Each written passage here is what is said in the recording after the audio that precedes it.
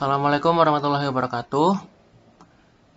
Halo teman-teman, apa kabar? Sehat? Alhamdulillah. Nah, pada video kali ini kita akan belajar tentang statistika. Sebelumnya perkenalkan, nama saya Benafa Akbar. Nah, sebelum kita mulai belajar, kita harus tahu kenapa statistika itu penting untuk dipelajari. Untuk itu, berikut ini terdapat video yang menjelaskan mengapa statistika itu penting. Oleh karenanya, selamat menyaksikan.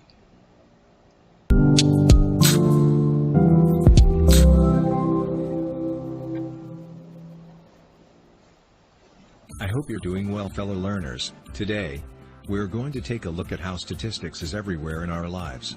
Sit back and grab hold of your chair. This might be really surprising. Yes, even for you stats students. As you might be aware, statistics is all about collecting, analyzing, organizing, and interpreting data. Yeah, all sorts of data. It's too hot today. The temperature must be 35 degrees. Or more. Oh no. The stock market crashed and I suffered great loss. Need to make better investments.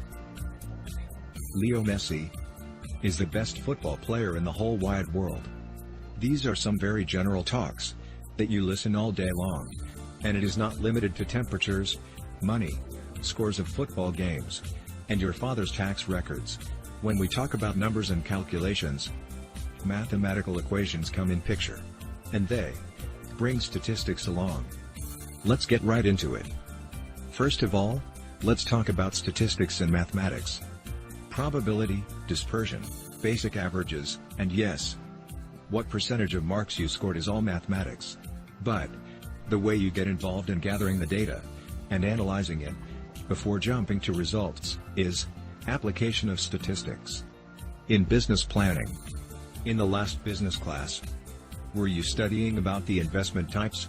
Then, a few days ago, there were some discussions about analyzing business targets and how to earn some extra pocket money. That is also a part of statistics. See, you have been talking about statistics without even realizing. In environmental sciences, when you talk about the temperature or the area that is being deforested, there are a few numbers involved. Right? Not just this. When you talk about the aftermaths of carbon emissions or when you discuss the temperature of the day, the facts are statistically proven. Well, it is all statistics, and it has seeped in as an indispensable part in everyone's life.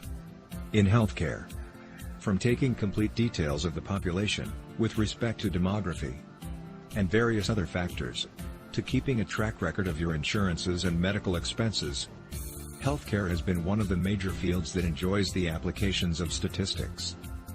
Also, a record of your body temperature, blood pressure, and your overall physical health with the doctor counts as statistics. Statistics in finance. Yeah, your pocket money, expenditures, savings, and everything else associated with your financial health can also be managed via statistics. Panning the focus to bigger things, even our governments rely on statistical data to make huge policies that affect millions of us. Statistics in banking.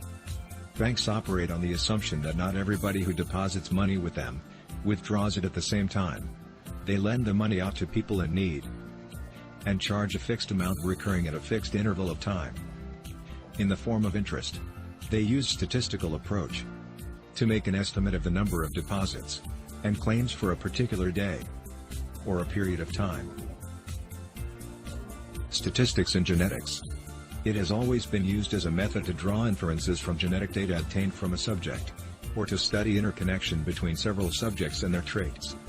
You might find it hard to believe that there is a scientific field concerned with developing statistical methods for justifying some traits showcased by subjects, and drawing conclusions from genetic observations.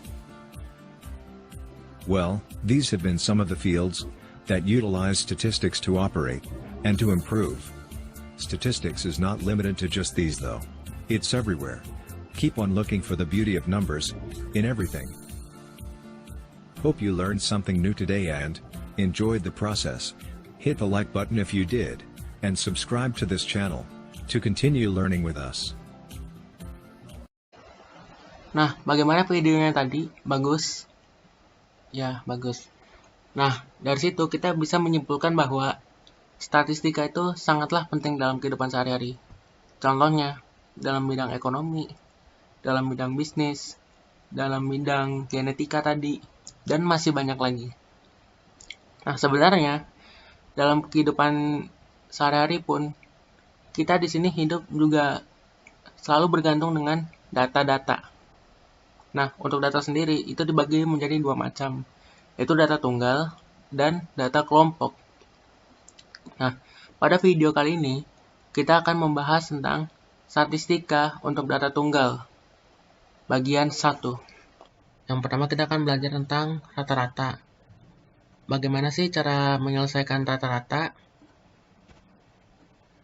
Nah, rata-rata dapat ditentukan dengan menjumlahkan semua nilai yang terdapat dalam suatu data yang kemudian hasilnya dibagi dengan banyaknya data tersebut. Maksudnya gimana? Nah, di sini rata-rata disimbolkan dengan X besar dan ada garis lurus di atas huruf X. Itu sama dengan menjumlahkan semua nilai yang terdapat dalam suatu data. Berarti dari data ke pertama itu disimbolkan dengan X1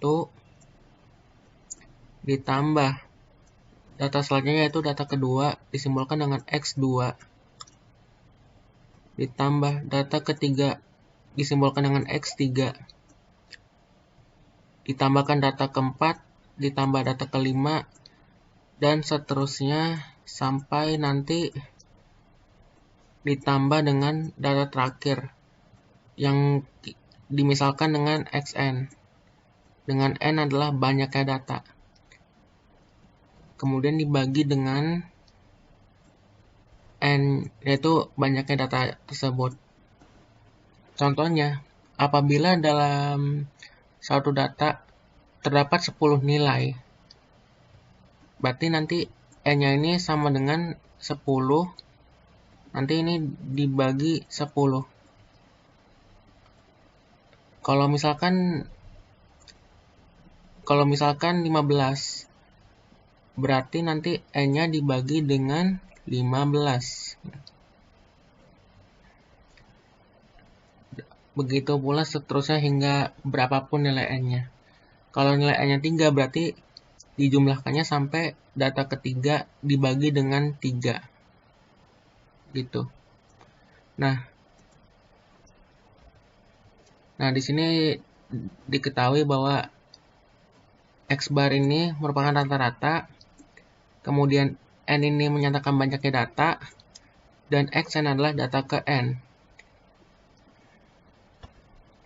Nah, mungkin untuk lebih memahami tentang rata-rata, berikut ini terdapat contoh soalnya. Diketahui datanya seperti ini, 20, 22, dan seterusnya. Tentukan rata-rata dari data di atas. Nah, di sini diketahui apa? N-nya ada berapa? Kita hitung bersama-sama yuk. 1, 2, 3, 4, 5, 6, 7, 8, 9, dan 10. Ada 10.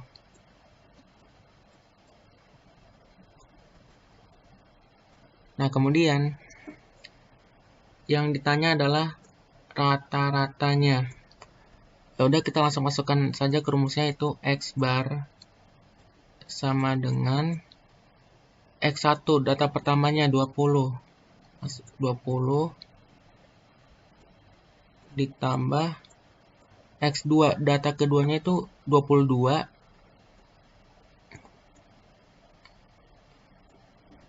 ditambah 24 sebagai data ketiganya, dan seterusnya, sehingga nanti ditambah dengan data terakhirnya yaitu data ke-10, 38. Nanti kemudian dibagi dengan 10 karena banyaknya data adalah 10, sama dengan di penjumlahan ini nilainya berapa? 290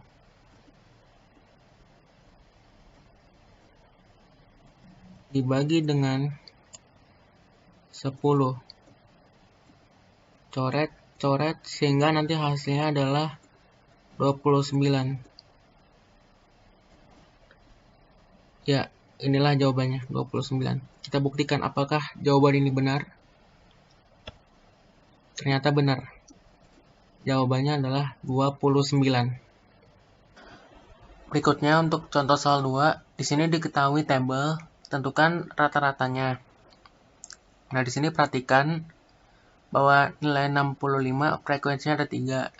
Sehingga nanti dari data pertama sampai data ketiga itu nilainya 65. Kemudian nanti dari data selanjutnya itu data keempat sampai data ke 8, karena 3 tambah 5 sama dengan 8. Itu nilainya sama dengan 70. Begitu pula dengan seterusnya nanti sampai data ke 40. Nanti nilainya adalah 90. Nah, dari sini maka nanti untuk mencari rata-ratanya yaitu sama dengan 65. Karena 65 ada 3 frekuensinya, maka langsung saja dikalikan dengan 3. Kemudian ditambah dengan 70 dikalikan dengan 5 karena frekuensinya ada 5. Begitu pula dengan seterusnya. Nanti sampai yang terakhir ditambah 90 dikali 5. Karena banyaknya data ada 40, jadi nanti dibagi dengan 40. Nah, nanti kemudian dikali masing-masing, setelah itu hasil dijumlahkan, maka nanti ketemu hasilnya adalah 3145. Kemudian nanti dibagi dengan 40. Nah, 3145 dibagi 40, nanti hasilnya adalah 78,625.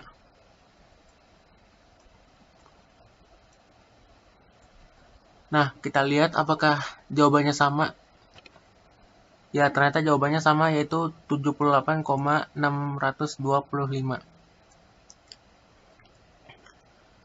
Nah, sekian untuk materi tentang rata-rata gabungan. Rumus untuk mencari rata-rata gabungan adalah X bar G sama dengan N1 kali X bar 1 ditambah N2 kali X bar 2 ditambah N3 X bar 3 dan seterusnya sampai banyaknya data kali rata-rata data yang terakhir dibagi dengan N1 ditambah N2 ditambah N3 ditambah dan seterusnya sampai banyaknya data yang terakhir. Nah, untuk lebih memahami tentang rata-rata gabungan, berikut ini terdapat contoh soal. Siswa suatu kelas terdiri dari 3 kelompok penyumbang korban bencana alam banjir. Kelompok 1, 2, dan 3 masing-masing terdiri dari 10, 12, dan 18 siswa. Jika rata-rata sumbangan kelompok 1 adalah 10.000, rata-rata sumbangan kelompok 2 adalah 11.000, dan rata-rata sumbangan seluruh kelas adalah 9.400, maka rata-rata sumbangan kelompok 3 adalah. Berarti di sini yang diketahui banyaknya data untuk kelompok 1 adalah 10. Kemudian banyaknya data untuk kelompok 2 adalah 12. Banyaknya data kelompok ketiga adalah 18. Nah, Kemudian untuk rata-rata kelompok pertamanya yaitu sebesar 10.000. Kemudian untuk X2 bar sama dengan 11.000. Dan yang terakhir diketahui rata-rata sumbangan seluruh kelas, berarti X bar gabungannya yang diketahui yaitu 9.400.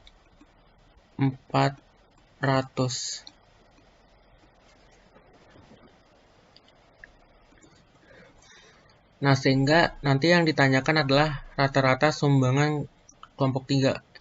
Berarti X bar kelompok 3 sama dengan titik. Nah, dari sini kita tahu bahwa rumus dari rata-rata gabungan adalah N1 kali X1 bar ditambah N2 X bar 2 tambah N3 X bar 3 dan seterusnya per N1 tambah N2 plus N3 seterusnya. Karena di situ banyaknya kelompok ada 3, maka di sini rumusnya hanya sampai N3 X bar 3 dan per N1 plus N2 sampai plus N3. Sehingga kita langsung masukkan saja ke dalam rumusnya. 9.400 sama dengan 10 kali 10.000, 100.000, 12 kali 11.000, 12 kali 11 sama dengan 132, berarti 12 kali 11.000 sama dengan 132.000 ditambah 18 kali X bar 3. Karena rata-rata sumbangan kelompok 3 yang ditanyakan, jadinya 18 kali X bar 3. X bar 3 per 10 tambah 12 tambah 18.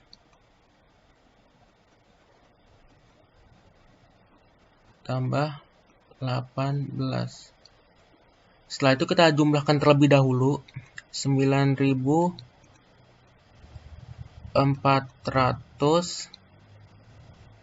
sama dengan 100.000 tambah 132.000 berapa?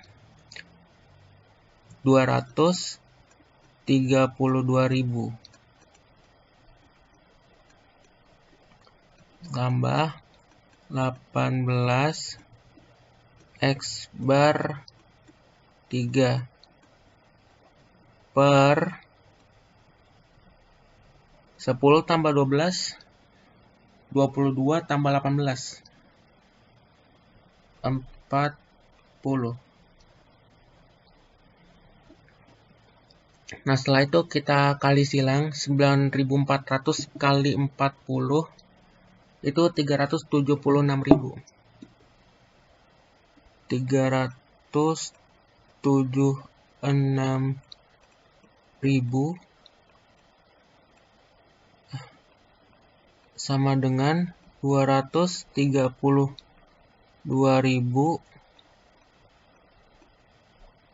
tambah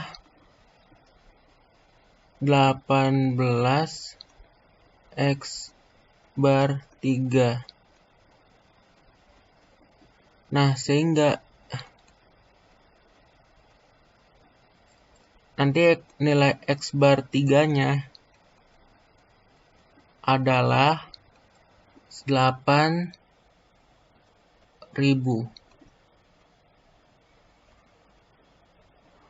Sekarang kita cek apakah jawabannya juga sama dengan yang di sebelah. Ternyata jawabannya sama, 8.000. Sehingga kesimpulannya, rata-rata sumbang kelompok 3 adalah 8.000.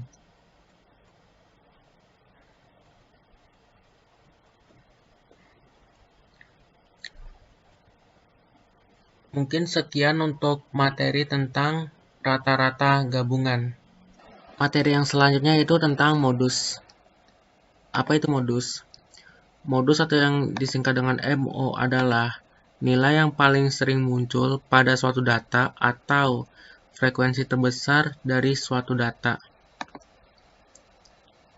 Nah, maksudnya untuk nilai yang paling sering muncul pada suatu data apabila datanya diurutkan. Misalkan kayak X1, X2, dan seterusnya sampai Xn. Sedangkan untuk frekuensi terbesar dari suatu data, biasanya jika diketahui soalnya itu berupa diagram atau tabel. Untuk lebih jelasnya, kita simak contoh berikut ini. Yang pertama di sini 5, 2, 4, 1, 3, 4, 3, 4, 2, 1. Nah, coba kita hitung bersama. Angka 1 di sini muncul sebanyak 1, 2 kali. Angka 2 di sini muncul sebanyak 1, 2 kali juga. Terus angka 3 di sini muncul sebanyak 1, 2 kali juga. Angka 4 di sini muncul sebanyak 1, 2, 3 kali. 5 nya muncul sebanyak 1 kali. Sehingga kesimpulannya bahwa angka 4 ini paling sering muncul di data ini. Sehingga yaitu sebanyak 4 kali, sehingga 4 adalah modus dari datanya. Nah, nilai modus itu tidak harus selalu 1, tergantung berapa banyaknya nilai dalam suatu data. Seperti yang contoh di bawah ini, terdapat data 29, 43, dan seterusnya. Di sini dikatakan bahwa 43 dan 47, karena 43 dan 47 di sini masing-masing muncul sebanyak 3 kali. Coba kita hitung bersama untuk 43. 1, 2, 3. Dan untuk angka 47 ini kita hitung bersama. 1, 2, 3. Di sini, nah sekarang di sini angka 29 di sini juga muncul sebanyak 1 kali saja. Angka 39 juga muncul sebanyak 1 kali. Angka 48 muncul sebanyak 1 kali. 34 muncul sebanyak 1 kali saja. 21 muncul sebanyak 1, 2 kali. 26 juga muncul sebanyak 1 kali saja. 38 muncul sebanyak 1 kali saja, dan yang terakhir 44 juga muncul sebanyak 1 kali saja. Perhatikan di sini bahwa angka 43 dan angka 47 merupakan nilai yang paling sering muncul dalam data tersebut, sehingga keduanya merupakan modus dari data tersebut. Nah, untuk contoh soal berikutnya, di sini terdapat tabel, tentukan modusnya. Nah, cara gimana? Nah, tadi berdasarkan definisi sebelumnya, modus adalah data yang memiliki frekuensi terbesar. Nah, kita lihat di sini, manakah yang memiliki nilai frekuensi terbesar. Nah, setelah kita lihat, maka di sini terlihat angka 10 merupakan frekuensi terbesarnya, yaitu pada saat nilainya 75. Sehingga dapat disimpulkan bahwa modusnya itu sama dengan 75.